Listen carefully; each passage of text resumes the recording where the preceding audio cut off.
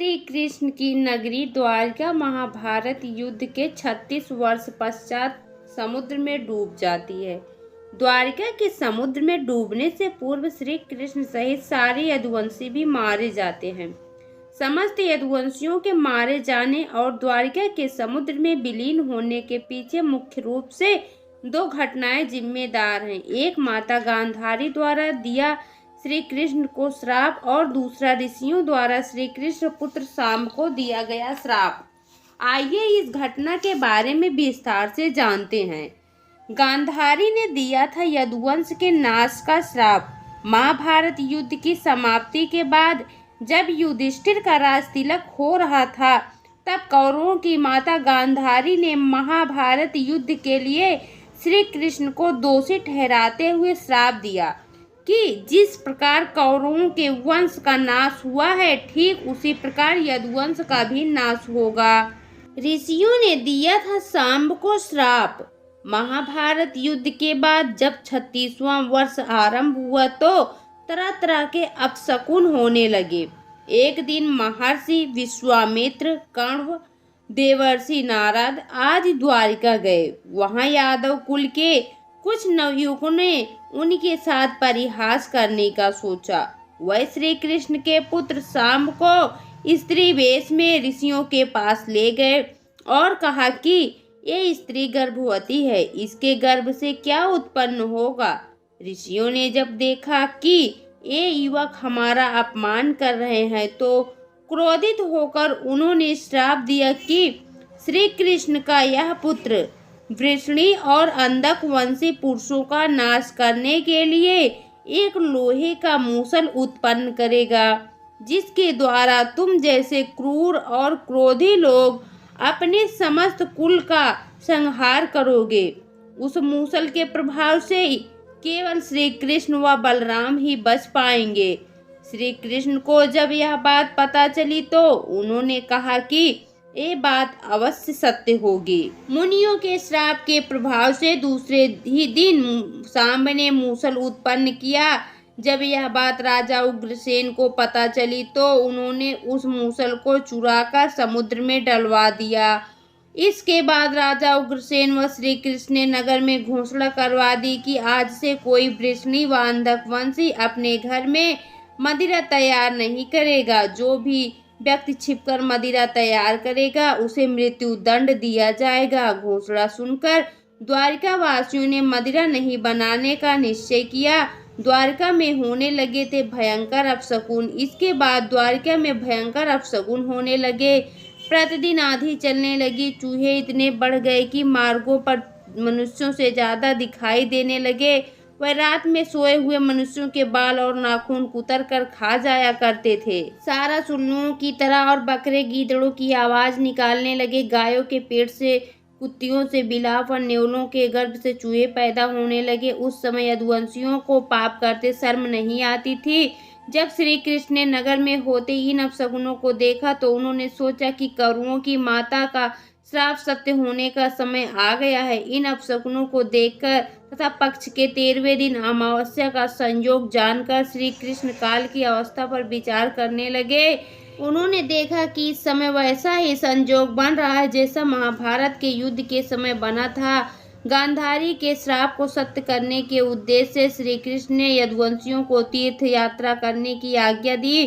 श्री कृष्ण की आज्ञा से सभी राजवंशी समुद्र के तट पर प्रभास तीर्थ आकर निवास करने लगे। प्रभास तीर्थ में रहते हुए एक दिन जब अंधक वृषणी वंशी आपस में बात कर रहे थे, तभी सात्विक ने आवेश में आकर कृतवर्मा का उपहास और अनादर कर दिया। कृतवर्मा ने भी कुछ ऐसे शब्द कहे कि सात्विक को क्रोध आ गया और उसने कृतवर्मा का वध कर दिया।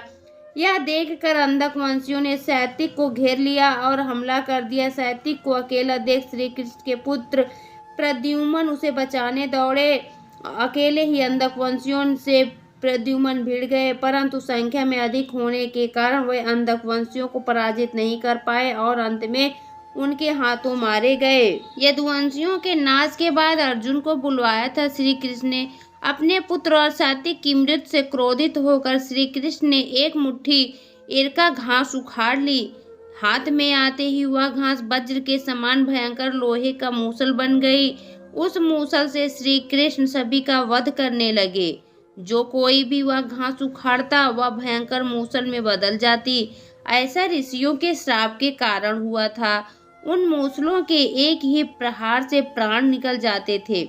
उस समय काल के प्रभाव से अंधक, भोज, सिनी और वृष्णि वंश के वीर मूसलों से एक दूसरे का वध करने लगे। यदुवंशी भी आपस में लड़ते हुए मरने लगे। श्री कृष्ण के देखते ही देखते सांब, चारु सेन, अनिरुद्ध और गद की मृत्यु हो गई। फिर तो श्री कृष्ण और भी क्रोधित हो गए और उन्होंने शेष बचे सभी वीरों का संहार कर डाला। अंत में केवल दारुक, श्री कृष्ण के सारथी ही शेष बचे थे। श्री कृष्ण ने दारुक से कहा कि तुम तुरंत हस्तिनापुर जाओ और अर्जुन को पूरी घटना बताकर द्वारका ले आओ।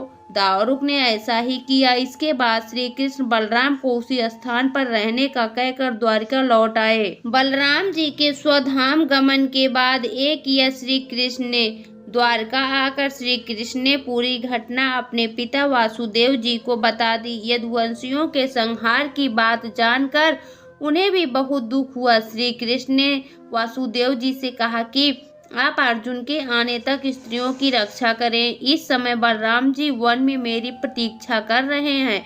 मैं उनसे मिलने जा रहा हूँ। जब श्री कृष्ण ने नगर में स्त्रियों का विलाप सुना तो उन्हें सांत्वना देते हुए कहा कि शीघ्र ही अर्जुन द्वारिका आने वाले हैं, वही तुम्हारी रक्षा करेंगे। ये कहकर श्री कृष्ण बलराम से मिलने चल पड़े। वन में जाकर श्री कृष्ण ने देखा कि बलराम जी समाधि में लीन हैं। देखते ही देखते उनके मुख से सफेद रंग का बहुत बड़ा सांप निकला और समुद्र की ओर चला गया। उस सांप के हजारों मस्तक थे। समुद्र ने स्वयं प्रकट होकर भगवान से इस नाग का स्वागत किया। बलराम जी द्वारा देह त्यागने के बाद श्री कृष्ण उस सूने वन में विचार करते हुए घूमने लगे। घूमते घूमते वह एक स्थान पर बैठ गए और गांधारी द्वारा दिए गए श्राप के बारे में विचार करने लगे। देह त्यागने की इच्छा से श्री कृष्ण ने अपनी इंद्रियों का संयमित किया और महायोग की अवस्था में पृथ्वी पर लेट गए। ऐसे त्यागी श्री कृष्ण ने अपनी देह, जिस समय भगवान श्री कृष्ण समाधि में लीन थे उसी समय जरा नाम का एक शिकारी हिरणों का शिकार करने के उद्देश्य से वहां आ गया। उसने हिरण समझकर दूर से ही श्री कृष्ण पर बाण चला दिया। बाण चलाने के बाद जब वह अपना शिकार पकड़ने के लिए आगे बढ़ा तो योग में स्थित भगवान श्री कृष्ण को देखकर उसे अपनी भूल पर पश्चाताप हुआ।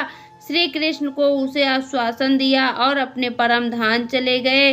अंतरिक्ष में पहुंचने पर इंद्र, अश्विनी कुमार, रुद्र, आदित्य, वासु मुनि आदि सभी ने भगवान का स्वागत किया। इधर दारुक ने हस्तिनापुर जाकर यदुवंशियों के संहार की पूरी घटना पांडवों को बता दी। यह सुनकर पांडवों को बहुत शोक हुआ। अर्जुन तुरंत ही अपने मामा वासुदेव जी से मिलने के लिए द्वारका चल दिए। अर्जुन जब द्वारका पहुंचे तो वहां का दृश्य देखकर उन्हें बहुत शोक हुआ। श्री कृष्ण की रानियां उन्हें देखकर रोने लगीं। उन्हें रोता देखकर अर्जुन भी रोने लगे और श्री कृष्ण को याद करने लगे। इसके बाद अर्जुन वासुदेव जी से मिले। अर्जुन को देखकर वासुदेव जी बिलख बिलख कर रोने लगे। वासुदेव जी ने अर्जुन को श्री कृष्ण का संदेश सुनाते हुए कहा कि द्वारका शीघ्र ही समुद्र में डूबने वाली है, अतः तुम सभी नगरवासियों को अपने साथ ले जाओ। अर्जुन अपने साथ ले गए श्री कृष्ण के परिजनों को। वासुदेव जी की बात सुनकर अर्जुन ने दारुक से सभी मंत्रियों को बुलाने के लिए कहा। मंत्रियों के आते ही अर्जुन ने कहा कि मैं सभी नगरवासियों को यहाँ से इंद्रप्रस्थ ले जाऊंगा, क्योंकि शीघ्र ही इस नगर को समुद्र डुबा देगा। अर्जुन ने मंत्रियों से कहा कि आज से 7वें दिन सभी लोग इंद्रप्रस्थ के लिए प्रस्थान करेंगे, इसलिए आप शीघ्र ही इसके लिए तैयारियां शुरू कर दें। सभी मंत्री तुरंत अर्जुन की आज्ञा के पालन में जुट गए। अर्जुन ने वह रात श्री कृष्ण के महल में ही बिताई। अगली सुबह श्री कृष्ण के पिता वासुदेव जी ने प्राण त्याग दिए। अर्जुन ने विधि विधान से उनका अंतिम संस्कार किया वासुदेव जी की पत्नी देवकी, भद्रा, रोहिणी व मंदिरा भी चिता पर बैठकर सती हो गई। इसके बाद अर्जुन ने प्रभास तीर्थ में मारे गए समस्त यदुवंशियों का भी अंतिम संस्कार किया। 7वें दिन अर्जुन श्री कृष्ण के परिजनों तथा सभी नगरवासियों को साथ लेकर इंद्रप्रस्थ की ओर चल दिए। उन सभी के जाते ही द्वारका नगरी समुद्र में डूब गई। ये दृश्य देखकर सभी को बड़ा आश्चर्य हुआ। दोस्तों, आपको यह पौराणिक कहानी कैसी लगी कमेंट बॉक्स में ज़रूर बताएं। वीडियो को लाइक करें, शेयर करें और हमारे चैनल को सब्सक्राइब करना न भूलें। आपका वीडियो देखने के लिए बहुत बहुत धन्यवाद।